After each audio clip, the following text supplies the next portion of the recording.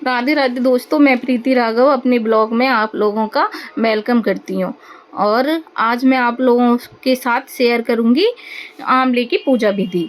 तो मैं जैसे पूजा करती हूँ आप लोगों के साथ शेयर करती हूँ। आप लोग भी मुझे बताना आप लोग कैसे पूजा करते हैं और मुझे कमेंट करके ज़रूर बताना। तो आज मैं मेरे घर से ये थोड़ी दूर है तो यहाँ पे गई हुई हूँ क्योंकि यहाँ पे आंवले का बड़ा पेड़ है। मैं छोटे पेड़ों में भी पूजा कर सकती हूँ, मैं हमेशा बड़े पेड़ में ही पूजा करती हूँ। तो मैं आप लोगों के साथ पूजा की थाली शेयर करती हूँ। तो इसमें बेर है, सूखी मींग है, सूखी मींग है, आंवला है, इसमें धूप है, दीप है, धूप बत्ती है, इसमें दीपक है, चंदन है, रोली है, कलावा है, फूल है, जल है, इत्र है और दक्षिणा रखी हुई है। तो ये सिंगाड़ी की मींग है। तो मैं आप लोगों को पूजा करके दिखाती हूँ। और मैं आज आप लोगों को सादा सिंपल सी पूजा करके दिखाऊंगी क्योंकि आज मैंने मतलब पूजा सिंपल सी यहाँ पे करी है क्योंकि मैंने घर पे पूजा कर ली थी और आज मेरी तबीयत बहुत ख़राब थी, इसीलिए मैंने पेड़ के नीचे ज़्यादा विधि विधान से पूजा नहीं करी है। सिर्फ सिंपल सी पूजा मैं आप लोगों के साथ करके दिखाऊंगी। तो यहाँ पे सबसे पहले हमें स्वास्तिक बनाना चाहिए। तो मैं यहाँ पे स्वास्तिक बना रही हूँ।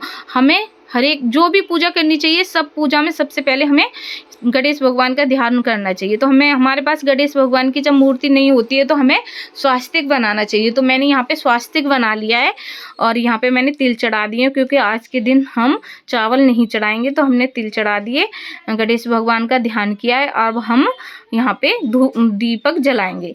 तो हमें पूजा करते समय सबसे पहले गणेश भगवान का ध्यान करना चाहिए। और जब पूजा करते हैं तो हर एक जगह मूर्ति नहीं होती तो हमें स्वास्तिक बना लेना चाहिए। हल्दी से, रोली से, कुमकुम से और चंदन से, किसी से भी आप स्वास्तिक बना सकते हो। उसके बाद मैंने दीपक जला दिया। अब मैं यहाँ दीपक का पूजन करूँगी। तो दीपक पे मैंने चंदन लगा दिया है, फूल चढ़ा दिए, थोड़ा सा मैंने यहाँ पे तिल चढ़ा दिए। तो इस तरह से मैं दीपक से प्रार्थना कर रही हूँ, हे दीपक देवता मेरी पूजा में साक्षी रहना। तो यहाँ पे सबसे पहले अब मैं पेड़ में जल सिंचन करूँगी क्योंकि हमें पेड़ में हम सबसे पहले जल को चढ़ाना चाहिए। फिर यहाँ पे भोले बाबा की शिवलिंग रखी हुई है तो मैं उन पे भी जल चढ़ाऊंगी क्योंकि पेड़ में सबसे पहले हम जब पूजा करते हैं, कोई भी पेड़ हो तो हम जल सिंचन करते हैं और जब हम मूर्ति पूजा करते हैं तो स्नान करते हैं।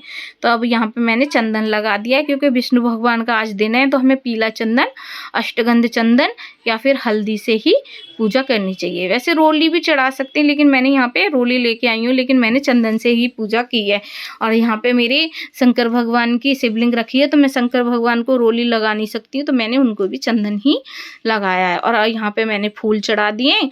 मैं इस पे शिवलिंग पे भी फूल चढ़ा दिए मैंने। अब यहाँ पे मैं पेड़ पे भी, जो ये आंवले का पेड़ है उस पे भी फूल ही चढ़ाऊंगी। तो आज सबसे ज़्यादा महत्व है आंवले का। तो मैंने यहाँ पे, मुझे कच्चे आंवले मिल गए तो मैंने कच्चे आंवले चढ़ाए। आप लोग आंवले ना मिले तो मुरब्बा भी आंवले का चढ़ा सकते हो। अब है ये मींग, सिंगाड़े की जो सूखी मींग आती है उसका भी बहुत महत्व होता है आज के दिन। तो हमें 5 या 7 सिंगाड़े की मींग चढ़ानी चाहिए, बेर चढ़ानी चाहिए। तो यहाँ पे मैंने 5 सिंगाड़े की मींग चढ़ा दी है, बाकी मेरी लड़की चढ़ाएगी, उसका भी व्रत है। और मैंने यहाँ पे मुरब्बा बेर चढ़ा दिए और यहाँ पे मैंने कच्चे आंवले चढ़ा दिए हैं। अब मैं इत्र सेवा दे रही हूँ क्योंकि इत्र सेवा हर एक पूजा में देना बहुत ज़रूरी होती है और मैं हर एक पूजा में इत्र सेवा करती हूँ। मैं कान्हा जी की भी पूजा में निला धुला के उन्हें इत्र सेवा देती हूँ। किसी भी, अगर हम जब स्नान करते हैं उसके बाद बहुत लोग परफ्यूम लगाते हैं तो हमें भगवान को भी सुगंधित जरूर करना चाहिए क्योंकि इससे हमारे भगवान बहुत खुश होते हैं। तो मैं इत्र सेवा हर एक भगवान को देती हूँ। तो यहाँ पे मैं धूप बत्ती लगा रही हूँ क्योंकि धूप बत्ती मेरी स्टिक वाली है तो उसके लिए मुझे यहाँ स्टैंड चाहिए। मैं स्टैंड लेके नहीं आई हूँ तो फूल में इन्हें लगा रही हूँ। तो यहाँ पे धूप दीप भी देना बहुत ज़रूरी होता है कि इससे सुगंध होती है और सुगंध प्रभु को बहुत ज़्यादा जल्दी रिझाती है। तो हमें यहाँ पे इत्र सेवा और धूप बत्ती की सेवा ज़रूर देनी चाहिए। तो यहाँ पे मैंने धूप बत्ती लगा दिया। मैं यहाँ पे पेड़ पे भी यहाँ तिल चढ़ा रही हूँ, भगवान पे भी तिल चढ़ा रही हूँ, मेरी शिवलिंग पे भी, क्योंकि आज के दिन हम एकादशी चावल नहीं चढ़ाते हैं। तो हम आज के दिन तिल ही चढ़ाते हैं। तो मैंने यहाँ पे तिल की सेवा कर दी। अब बाकी जो जल बचा हुआ है तो मैंने यहाँ पे मतलब उसकी, जब मैंने भोग लगा दिया तो हमें जल चढ़ाना भी ज़रूरी है तो मैंने पीछे से जल चढ़ा दिया।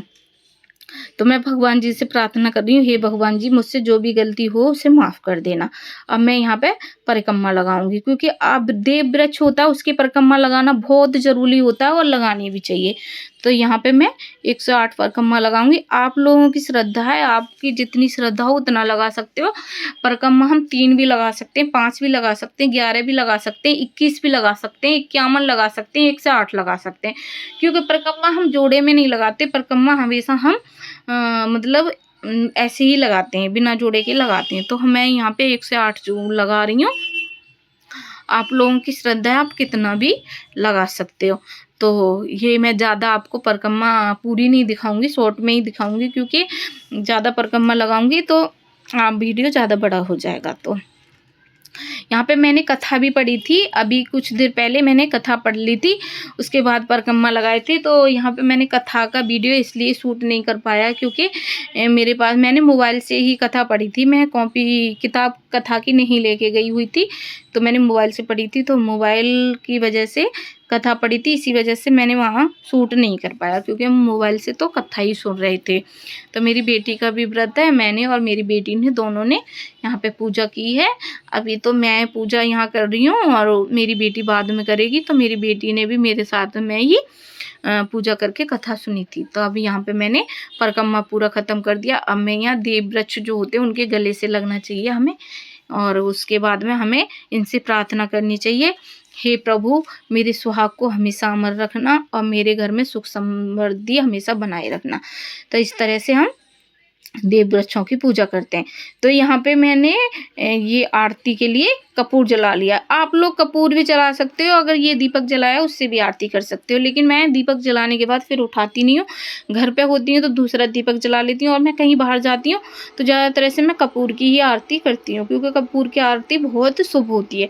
तो यहाँ पर मैंने विष्णु भगवान की आरती की है, एकादशी माँ की आरती की है, और आप लोग जितनी श्रद्धा हो उतनी कर सकते हो। भोले बाबा की जो भी आपको आरती आती हो वो कर सकते हो, क्योंकि भगवान का नाम हर एक आरती में ही आता है।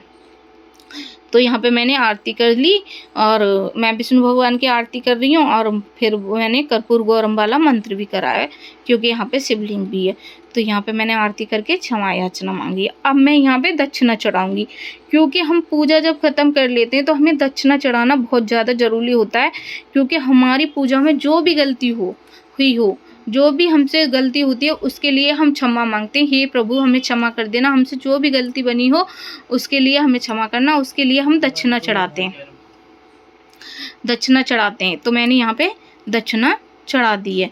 उसके बाद मैं यहाँ पे भगवान जी से माफ़ी मांगूंगी। और आज रंग भरी एकादशी है, तो हमें कान्हा जी को गुलाल ज़रूर लगाना चाहिए। तो यहाँ पे मैं कान्हा जी को गुलाल लगाने के लिए आई हुई हूँ।